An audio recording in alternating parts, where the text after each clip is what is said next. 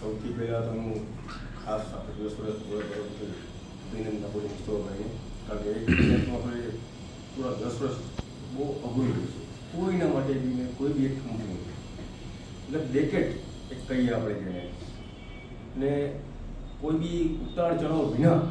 કારણ કે સમટાઈમ એવું થતું હોય છે કે અમુક વર્ષમાં ઉતાર ચઢાવ થાય, કંઈ મન મુટાવ થાય, કંપની, એમ્પ્લોય, મેનેજમેન્ટ, બોસ ને એ બધી વસ્તુ ના હોવા અને એ 10 વર્ષ પૂરા કરવા એક અચીવમેન્ટ છે. બીજું હું ભાઈ ખાસ કરીને મુસ્તફાભાઈનું મને આજથી મતલબ 10 વર્ષ પહેલાંનું સમય યાદ કરું તો જ્યારે લાગ્યા હતા ત્યારે એ અભ્યાસ મતલબ જે 12th જે બી અભ્યાસ હતો પૂરો કર્યા અને આરીફનું કર્યું. અકરમ સરના ફાધરે અમને કીધેલું કે ભાઈ આ છોકરાને આપણી કંપનીમાં લેવું છે, એને ટ્રેન કરવું છે, એને હોશિયાર બનાવવાનું છે. એને બી કીધું કે અકરમભાઈની આપણી ઘરની કંપની છે, ક્યાંય જવું નથી, તમે કાંઈ કોર્સ વગેરે કરીને અહીંયા જ આવી જાઓ. અને એ પ્રમાણે એ કોર્સ કર્યો ટોપ્સ ટેકનોલોજીમાં અને આપણી કંપનીમાં જોઈન થયા. તો ઓબ્વિયસ વાત છે, એક 18 વર્ષ 19 વર્ષની કંઈક ઉંમર હતી એમની, બહુ યંગ એજ.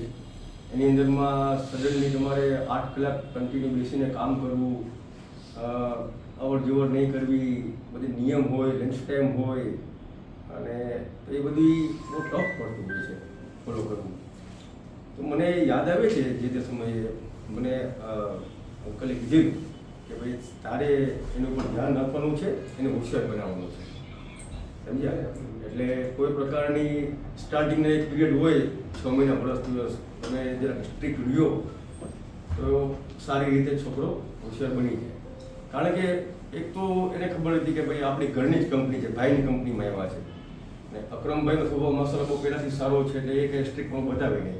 એટલે એ પૂરો રોલ એક્ઝેક્ટલી મારા ઉપર હતો કે તારે એને સહી રીતે ટ્રીટ કરવાનું છે. એટલે મને છૂટ હતી તેનો મતલબ એ નથી કે હું એને બહુ સ્ટ્રિક્ટલી થતો હતો. મને ધ્યાન રાખતું હતું કે આ વાત કરવાની છે, આ વાત નથી કરવાની, આ કામ પર ફોકસ કરવાનું છે. તો ઘણા વખત મેં એને મારી સ્ટાઇલમાં બોલી લેતો હતો, થોડોક રૂટ પેસ આવતો હતો, પણ જે તે સમયે બહુ હર્ટ બી થતો હતો. મને યાદ આવે છે, એવું નથી, અમુક સમય સુધી હર્ટ થાય, દુઃખ થાય કે ભાઈ કે 4 જણા વચ્ચે મને એકલાને બોલવામાં આવે છે. પણ હવે જે તે સમયે થતું હતું. આજે એને અહેસાસ છે આ વાતનું, અગર એ હું ન કરતે તો આજે આ સ્ટેજ પર ન આવતી. કારણ કે જો એક વાત છે, મહેનત તો એણે ખુદની મહેનત કરી છે કે મેં મારા એક બે શબ્દ બોલવાથી કાંઈ હોશિયાર નથી થઈ ગયો. મહેનત પોતે કરી છે, પણ એક વે હોય છે, ગ્રાહક બતાવવાનું કામ હોય છે, જે અકરમભાઈને મેં કર્યું છે. અકરમભાઈ મતલબ ફ્રન્ટમાં નહીં આવીને એક્ઝેક્ટલી મને આ જવાબદારી સોંપેલી.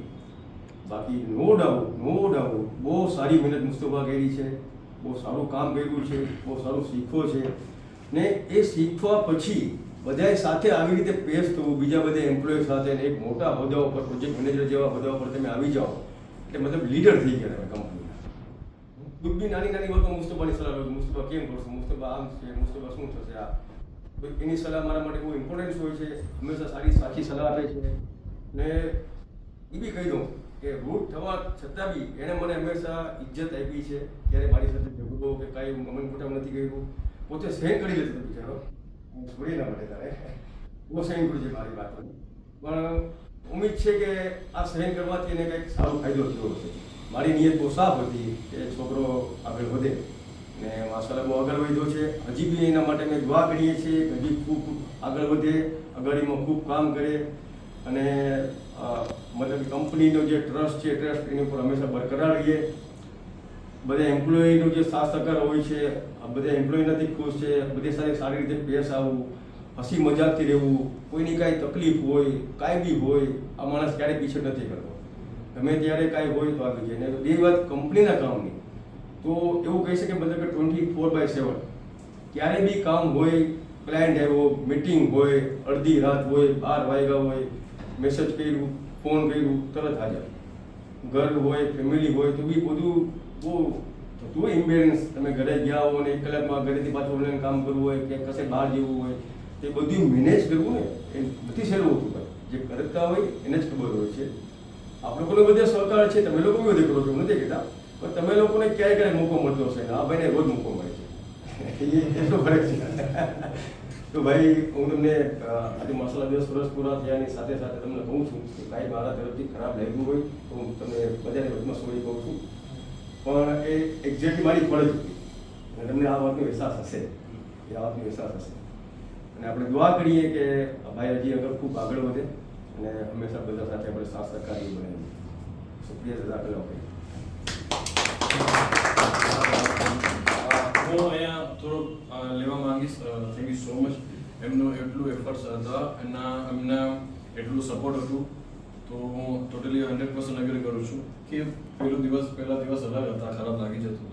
ભાઈ પેલું ખરાબ નહીં લાગે તો આજે અહીંયા નહીં. થેન્ક યુ સો મચ સિકંદરભાઈ. હું તમને એપ્રિશિએટ કરવા માટે લાગ્યો છું. હું સરને રિક્વેસ્ટ કરીશ, પ્લીઝ આવજો એક મિનિટ.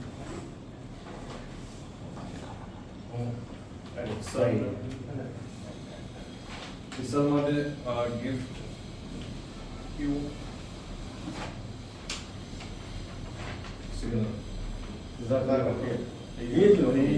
એમના એફર્ટ સામે બહુ ઓછા છે મારા, જેટલું બી ગિફ્ટ છે બહુ ઓછું છે એફર્ટ સામે, એટલે કંઈક ને કંઈક આપવાનું બહુ દિલ હતું. તો thank you so much. Gift હોય છે યાર, બહુ સારું છે, બહુ બહેતરીન ગિફ્ટ છે. શુક્રિયા, જઝાકલ્લાહ.